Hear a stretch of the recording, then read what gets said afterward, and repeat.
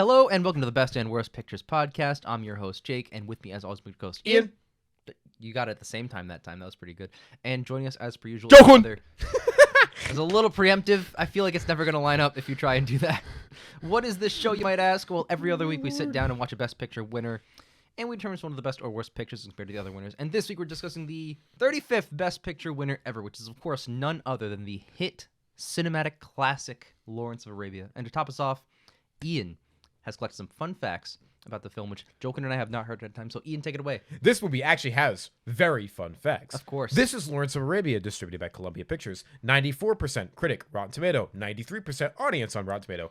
8.3 out of 10 on IMDb. 100 on Metacritic. Woo! No, woo! It released on December 10th, 1962. It is 227 minutes long. Budget was $15 million. Box office was $70 million. And it is based on the life of T.E. Lawrence, which I can only assume stands for Torrance E. Lawrence, Well, and his 1926 book, The Seven Pillars of Wisdom. That's the only thing you can assume his name is. Why would it be anything else? Yeah, of course. This movie has Alec Guinness and Jack Hawkins, but we already talked about them in, Bridge on the River Kwai. Yeah. And Jack Hawkins is in Ben-Hur. So I'm going to talk about Peter Seamus O'Toole. Could he have a more Irish name? Yep. He is T.E. Lawrence. He's also in What's New Pussycat, 1965, Casino Royale, the bad one. We're right back to fucking Casino Royale. The Lion in Winter, which was a Best Picture nominee. Supergirl, 1984. The Last Emperor in 1987. And Ratatouille, 2007. Ian, I feel like you snuck in a turd ball halfway through that sentence. He's the food critic. Yeah, Anton. Yeah. That's not the turd ball I'm talking Anton about. Ego, baby. Yep. Woo! And he holds the most Academy Award Oscar nominations for acting without a win. That sucks. Poor guy. Now I'm going to talk about Omar Sharif. He plays, and I'm very sorry, Sharif Ali Ibn El Karish. I think that was pretty good. He's also in Dr. Zhivago, 1965, and The Pink Panther Strikes Again in 1976, and the hit film 10,000 BC in 2008. He is Egypt's greatest male film star. That's one of the big things. I've heard that name a bunch of times. I've also watched multiple movies he's in, apparently. I have seen 10,000 BC. Yeah, I've seen Dr. Zhivago, one of the greatest films that didn't get nominated for Best Picture. Mine is slightly less good than Dr. Zhivago. A little bit. It's hilariously less good than Dr. Zhivago. Have you seen The Pink Panther Strikes Again? I know, but I'm going to assume it's better than 10,000 BC. And this movie also has a legendary performer from the Universal Monster-thon, Claude Rains. Oh, shit. I didn't know that. Yeah, he is Mr. Dryden. He is the Invisible Man from 1933. He's in The Wolfman, 1941. He's in Casablanca, 1942. Ooh, of course. And Phantom of the Opera in 1943. We love Claude Rains here. I was really happy I got Claude to mention him a Rains little is bit. in a Best Picture winner twice? Yep. That's sick. Yeah, he's I think he's the cop in Casablanca, if I'm remembering correctly. How could there be gambling here? Yes, thank you so much for my winnings. Exactly. But this movie is directed by everyone's favorite guy, who I believe we get to talk about again, David Lean. He directed Oliver Twist, Lawrence of Arabia, Dr. Zhivago, Passage to India. He also did Bridge on the River Kwai. I've already talked about this man. I don't want to go into him more. So I'm just going to go to our segment, my favorite one, notable films that came out this year. Harakiri. Yeah! Just came out. King Kong versus Godzilla, the first Yep. one. And Dr. No came out this year. Oh, interesting. Okay. Some bangers. Those are some bangers. There are some other ones, but they're in the list of movies I'm going to talk about when I talk about the awards. Yeah. So some quick, easy production notes. So there were other films about T.E. Lawrence that had been planned. Then they wanted Laurence Olivier to be Lawrence. I'm really mad they missed that opportunity. That's the fun fact for me. That is really funny. We talked about Laurence Olivier earlier off camera because it would have been funny. They wanted him to be it, but it fell through in 1952. Yep. They wanted to film in Aqaba, I believe that's how it's pronounced, and at an archaeological site, but all of the production got moved to Spain. Lawrence of Arabia in Spain, because everybody got really, really sick. Outbreaks of illness and infection and a bunch of things before anything actually got shot. So they moved the production to Spain. It ended up getting delayed a lot. All of the production got delayed multiple times because they started shooting with no finished script. Just shot. They're just oh yeah, movie. That's not really how that works, but okay. No, it's perfect. What do you mean? David Lean's one of the best directors of all time. Just start shooting without a script. It's fine. Peter Seamus O'Toole, the most Irish man alive, was not used to riding camels, so he was like, oh man, this saddle's fucking uncomfortable. He bought a piece of foam rubber to put underneath the saddle to make it more comfortable. They nicknamed him Ab al-Isfancha, which means father of the sponge, because he put like a little spongy foam underneath him. They made fun of him the entire production. That's amazing. Because of it.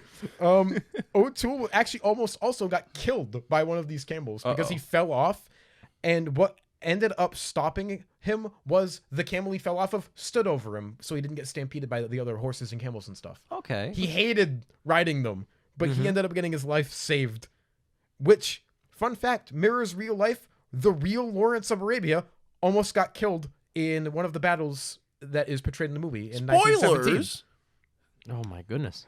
Most of the film's characters are based on real people because this is a film based on real life, but there's a lot of heavy fictionalized stuff in here. This movie's actually not very historically accurate at all. It in terms of history and in terms of how characters are portrayed, General Allenby is considered very cynical and manipulative with a very superior attitude to Lawrence in the movie, which is not the case. They really got along very well in real life, and they liked and respected each other. Oh, wonderful. Very well.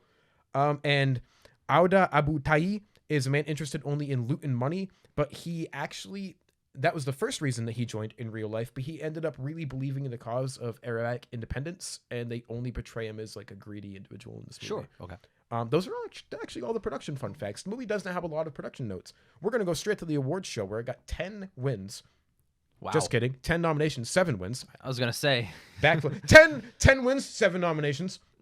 It exceeded. It won Best Picture, obviously, beating The Longest Day, The Music Man, Mutiny on the Bounty, To Kill a Mockingbird. That one's going to be tough because To Kill a Mockingbird is a fucking banger. Yep. Yeah, it is. Best Director went to David Lean, beating Frank Perry, Pietro Geremi, Arthur Penn, and Robert Mulligan. Best Actor went to very well-deserved Gregory Peck for To Kill a Mockingbird. Absolutely, He beat baby. Burt Lancaster, Jack Lemmon, Oh. Marcello Mastroianni, and Peter Seamus O'Toole. Stop saying Seamus. That's his middle name. Yeah, but his name is Peter O'Toole. Peter Seamus O'Toole, the most Irish man alive. Best Supporting Actor, this movie did not win. Ed Begley won for Sweet Bird of Youth. Victor Buono, beating Victor Buono, Telly Savalas, Omar Sharif, and Terrence Stamp Huh. Okay. of Electra fame. Electra fame, yeah. That's not his only fame. I'm sorry. The Best Adapted Screenplay went to Kill a Mockingbird, beating David and Lisa, Lawrence of Arabia, Lolita, and The Miracle Worker. The Best Music Score went to this, substantially original, by the way. Best Music Score - substantially original. Okay. We're going to be seeing a lot of that in the It's next. a weird qualifier. Hey, not even the weirdest one we're going to talk about in the next 5 years. It gets fucking weird.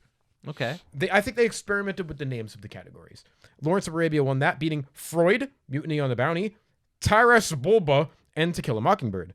Best Sound went to Lawrence of Arabia, beating Bon Voyage! Meredith Willson's The Music Man. That's the full title of the film. The Touch of Mink, and Whatever Happened to Baby Jane? ?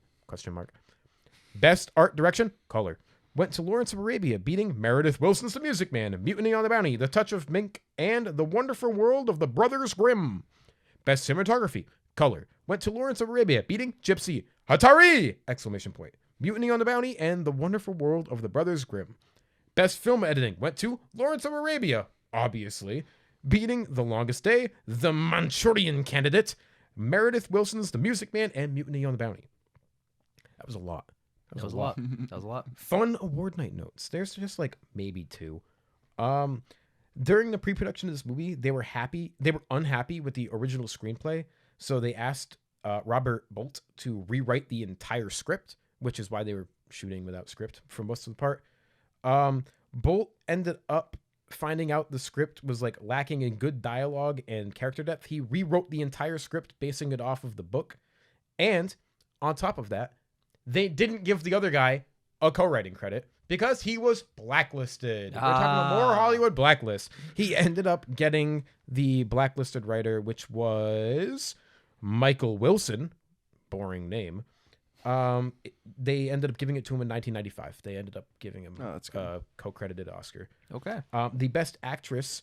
So this had one of the first like Hollywood feuds Oh, on like one of the things. okay. So the best actress Oscar nominations had this is the last act of the feud of Joan Crawford and Bette Davis. They starred together in What Happened to Baby Jane? ?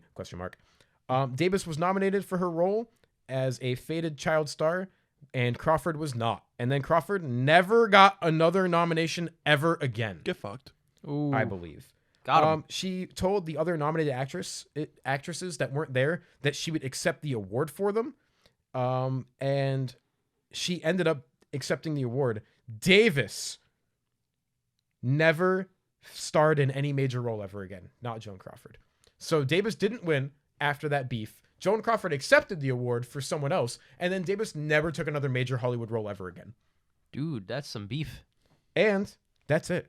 Okay. We have one singular Mary Pickford fact. Let's Oh go. boy. And in 1954, Mary's own version of her life story was published serially in a magazine, which was then taken out of said magazine and pieced together for her actual autobiography, published in 1955.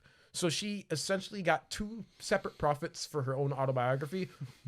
One serialized in a magazine from March to June, and then one that was directly pulled from said magazine and made into a book. Okay. Okay. Interesting. Yeah. Okay. Well, hey. Imagine making an autobiography twice. Yeah.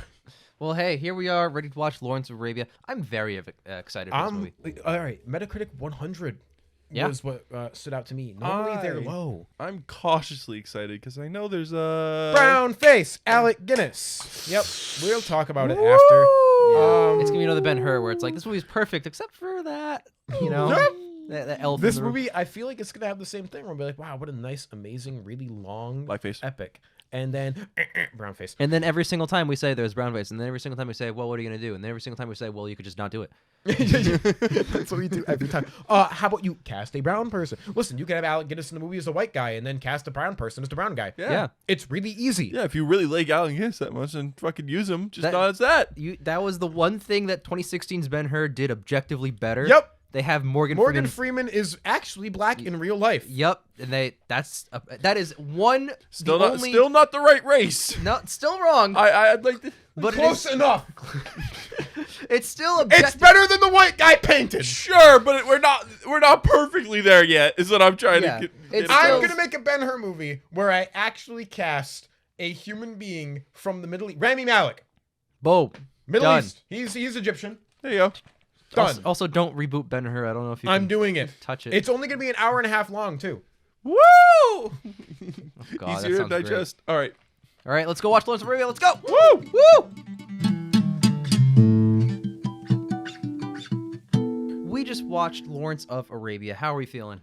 Remotely good.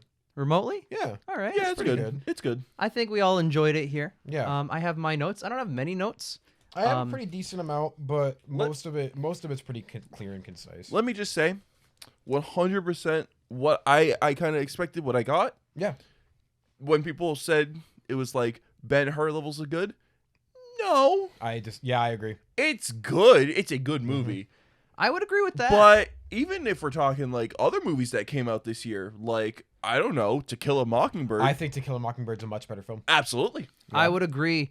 And don't even get me started on Harakiri. Yeah, I mean, I don't agree. even. Oh, fair. I fair. would put that. This might be sacrilege. I'd put it above To Kill a Mockingbird. I would have to rewatch To Kill a Mockingbird. Very good movie. That's Yeah. just me. And then you said a third one. What was it? Doctor No. It was Doctor No. No, this is better than Doctor No.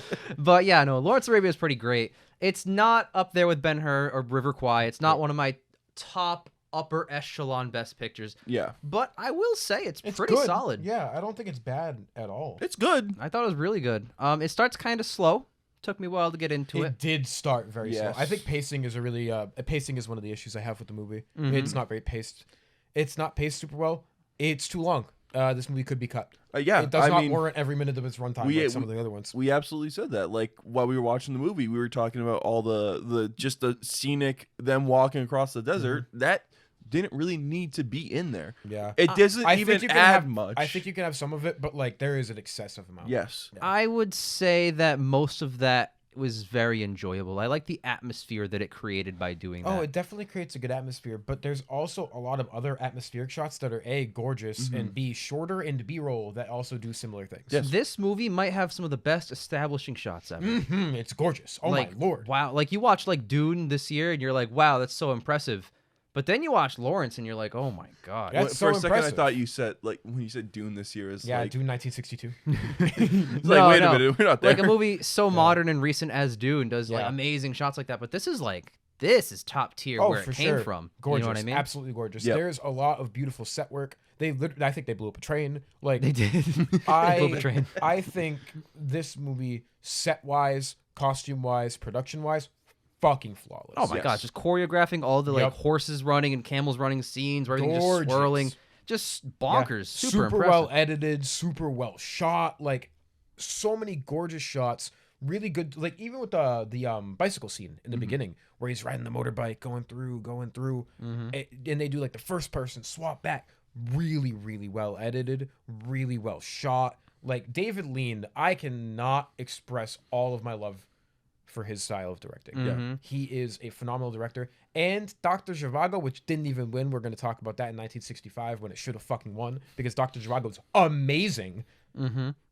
I Gorgeous. also Same thing. I do want to mention too. You mentioned the motorcycle sequence. I like how it starts with the motorcycle problem, the accident that killed him, and then it ends with the motorcycle passing the car with Lawrence in it at the end. Yeah. The dirt flies up and it ends. Yep. That's really cool and Yes. thematic. I like that quite a bit. Oh, very much so. Mm-hmm. While we're talking more about things I didn't like, I just will get it out of the way. God damn, is Alec Guinness's brown face super noticeable? Oh, yeah, it's bad. It's so noticeable. Oh my We talk about it. god. There are several levels to how weird and bad the blackface is. Yeah. Because, like, take a movie like Ben-Hur. All right, that's pretty insulting because there's a bunch of people that like are of that ethnicity around, and they just put the guy in a blackface who's not black at all. It's very Yeah. strange.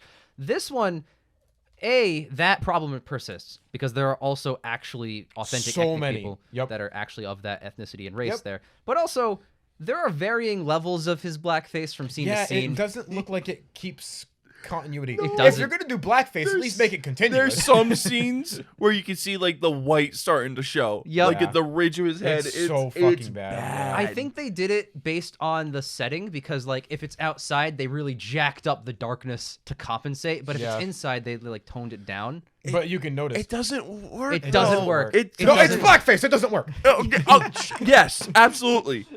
But like it's a bad interpretation Oh, of yeah. blackface. It might be the worst version of blackface. That we've seen so far. Well, okay, If you're gonna in- do blackface, can you at least make Okay. it good? That's hilarious. But also, Oh, in it's terms of the makeup of application of blackface, it's like the weakest because it loses continuity. But also, I know it's a really weird way to quantify it. But like, also on top of that, if you think about it too, like, it's not the worst character who has blackface because like there's like Birth of a Nation and shit. Yeah.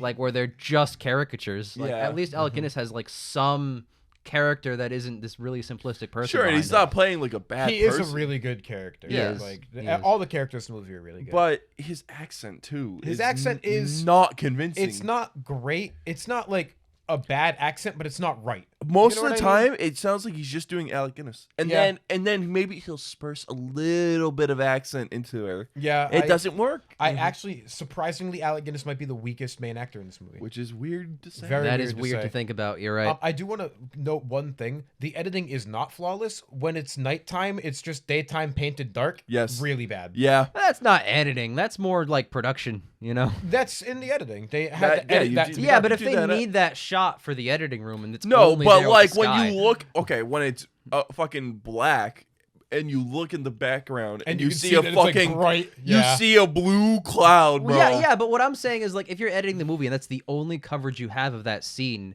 you have to keep it in. Yeah. That's not like an editing flaw. That's more of a production flaw. Like they Yeah, should have swapped out the skies. You know? It's tough for sure. It's very noticeable. That's one of the things that takes you out. You're like, oh, ugh. This is a movie. Yeah. But, yeah. Other than that, I don't think there's any like big old production issues. Which is, I praised the production earlier. I wanted to Right. mention Pretty much that was a everything- problem. Everything outside of that is flawless production, I'd say. Yeah. Just really Oh, brilliant. for sure. And it took definitely a lot of talented people to work together on this. So Sure. you can see that bleed But through. even then, we're not talking like the same levels of ambition as like Ben-Hur here. You know what? Yeah. Not And at by the all. way, can I just praise Peter Seamus O'Toole real quick?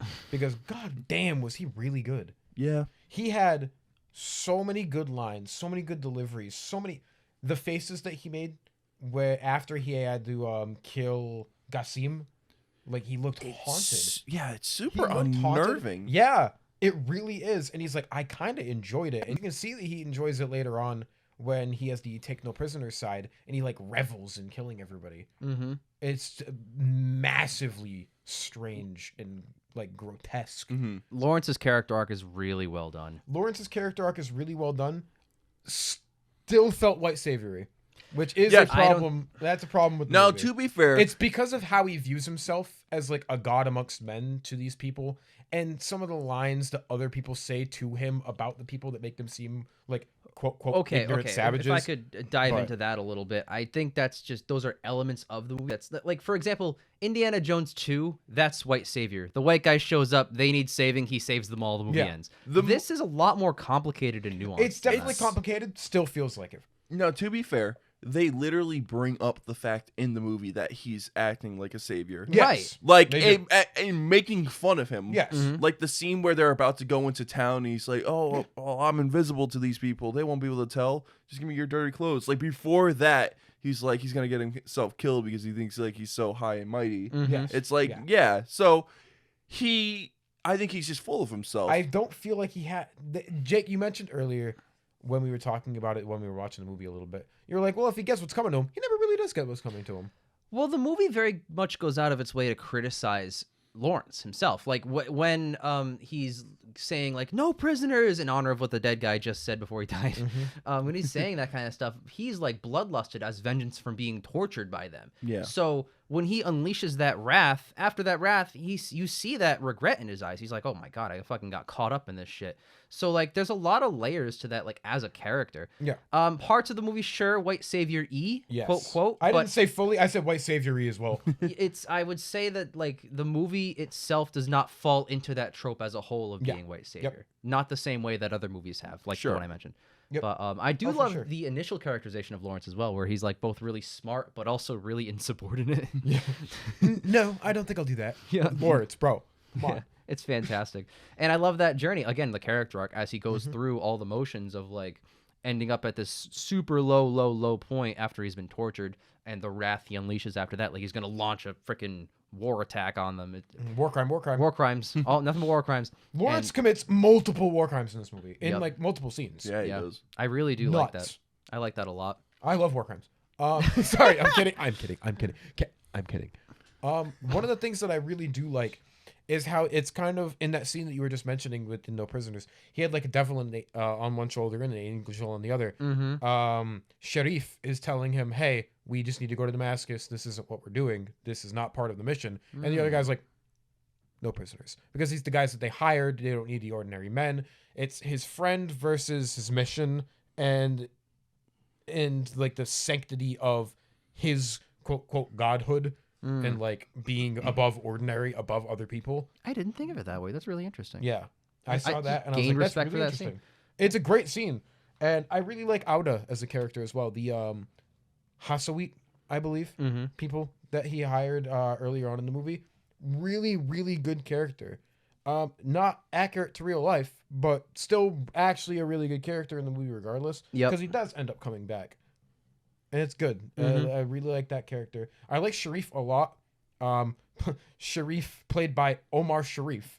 I didn't Um, realize that. And they call him Sheriff at one point too, which is really funny because there's not enough R's for that. But like it's really his character's phenomenal. I understand why he got nominated for Best Supporting fully. He was amazing. Yep. O'Toole was amazing. Oh yeah. It's just Lawrence is a very complex character, and then he gets humbled, and then after getting humbled, he doubles down on being a god. Mm-hmm. He's like, no, never mind. I'm double god now. Yeah. I'm awesome. And it's I- like, I bro, lo- come on, you learned and then you unlearned. No, I like that character Yeah. descent. I like that arc. It was pretty intense. I think it was pretty great.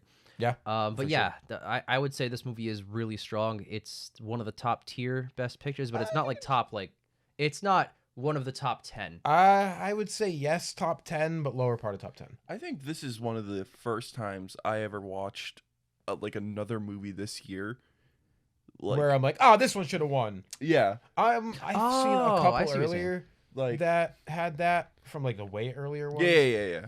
Wow. But this is my first time. I mean, I did experiencing recently- something like that. Unintentionally, I recently showed you Harakiri, so that's on me. No, yes, sure. But I'm talking about To Kill a Mockingbird. To Kill a Mockingbird. Sure, yeah. Where, I think everything To Kill a Mockingbird does is sort of better outside of, I guess, the inclusion of color. Yep.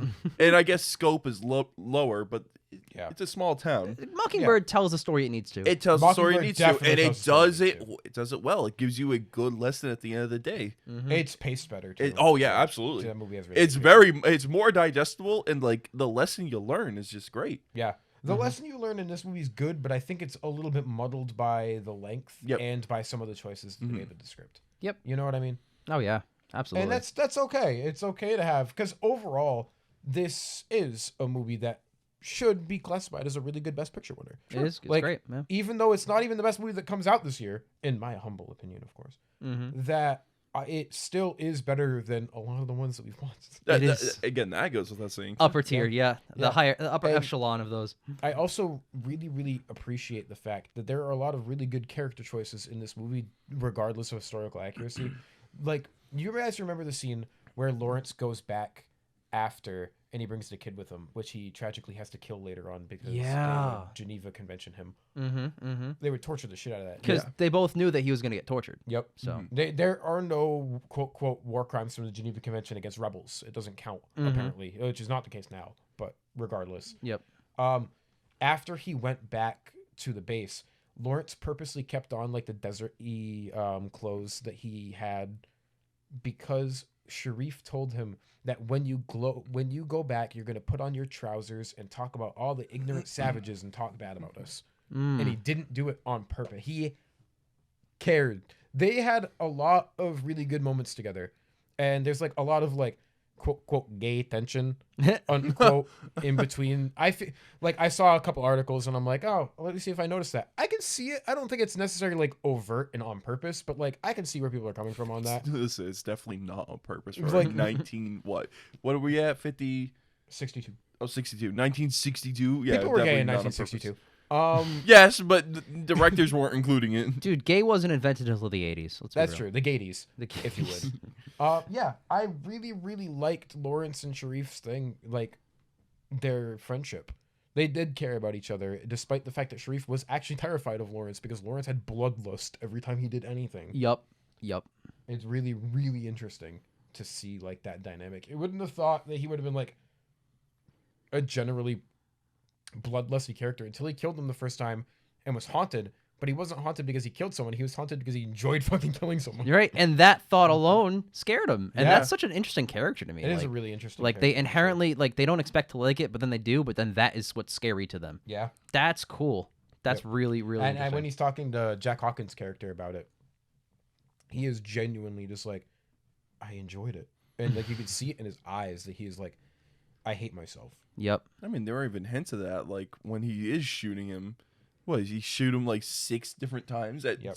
like all different body parts because Point he shoots blank. it. He shoots Yeah. it like do. It's Yeah. like, but like he looks horrified on his face, but he keeps doing it. Yeah. Where it was probably not necessary. Not at all. No. No. Yeah. Absolutely. No, it's oh my god, there's so many times in this movie where I'm just like, "Whoa," I was so sad, bro. Stop. I was so sad when he had to kill the kid that he Yeah. traveled with a bunch. Yeah. I was like, no, don't let him get tortured, but also no, like, movie tugged on the heartstrings a lot. Yeah. for a lot of It put different the moments. characters in a situation where that kind of had to happen. Yeah. It did, but it makes sense because A, that's probably what happened in real life, and this movie is based on real life, and B, like, it makes for a better character. Sure. Having him go through all of these things, because other than those moments where he is afraid of murdering people very happily, he doesn't struggle a lot. He struggles with trying to free the people and get them their own independence a little bit, but like not a lot. The struggles for Lawrence are what he is, what he wants and deserves, basically. Yes. And that's kind of the And, like, thrust who of the he movie. is. Yeah, who he is as a person. He's trying to figure that out.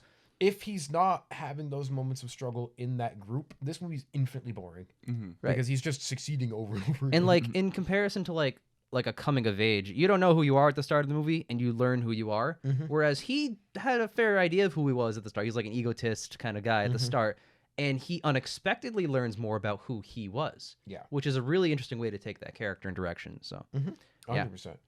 Lawrence is fascinating. Talk about the OST being an absolute fucking banger. yes, I love think it. the main theme Is heat. it's overused and it's used in the wrong situations. I agree too. with you. It is overused. That being said, still a banger. Sure, but Yeah. it does dilute it a little bit for me. Oh, for sure.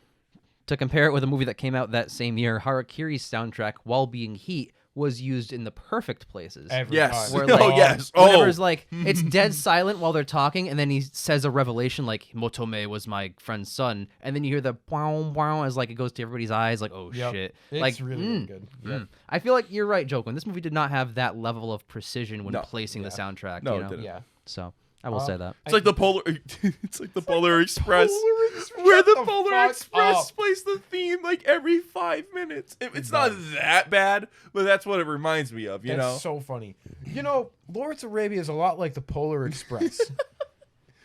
You wouldn't have thought I'd hear that today. Yeah, I really did not at all. I'm still There speechless. are some really funny lines in this movie too. I'm not even gonna lie.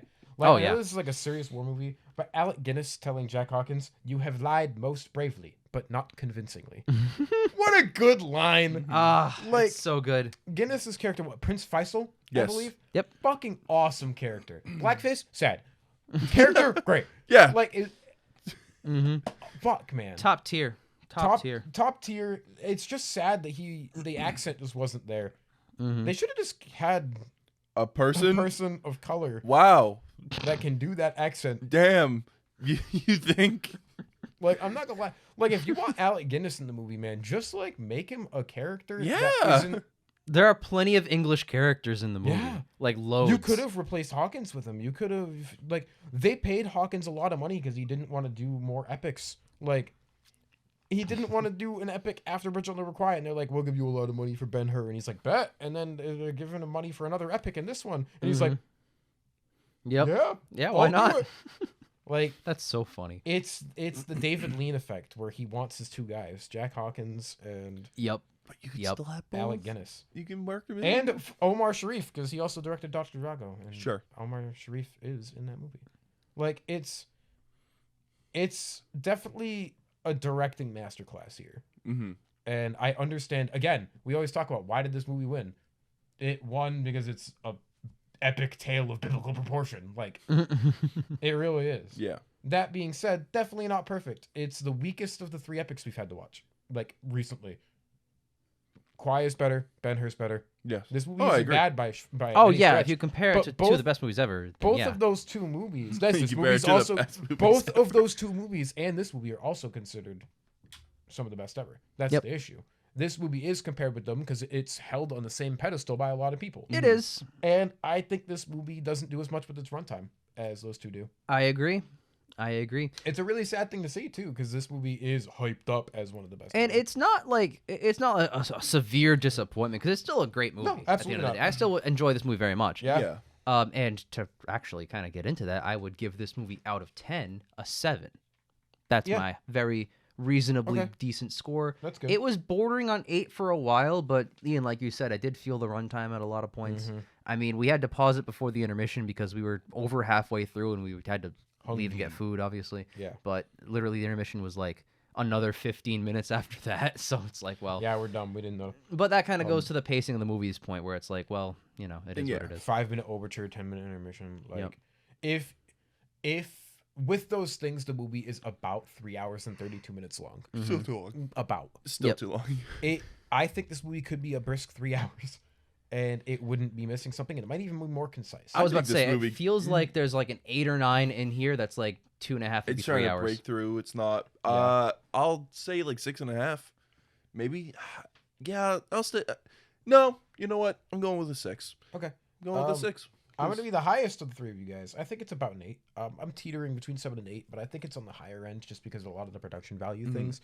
It does have a lot of really phenomenal directing choices and production, and the script is really witty and clever and intelligent. Yeah. It is. It absolutely is. Despite multiple people writing it, despite shooting without a script, like in spite of all of the issues that it could have, It works. it didn't have it, and it works really, really well. The things that are main detractors are the runtime, the brown face, the Alec Guinness's bad accent. Some of the white savory parts, yes, they do get addressed, but it still isn't fully addressed for me in some parts where I'm like, that doesn't feel right. But then these parts are good, but it still doesn't feel right in some places. Sure. And the overuse of the soundtrack definitely, and the weird shots of nighttime, are definitely detractors. Like So they take you out. as I'm sure you guys have been doing or will do eventually, I've been making a list as we go. I in have as order. well. All right, so I have an in order list. I just slotted Lawrence, and I was sitting on this for like while you were speaking for like the last minute, and I placed it where I felt it was right. You want to talk about it being in the top 10, bottom half? It's number 11. 10. 10, perfectly 10 for you. Barely above All About Eve. All About Eve is higher for me. I don't have my list. But it is number 11. Mm-hmm. Number 10 for me is Quiet on the Western Front. Number 12 for me is You Can't Take It With You.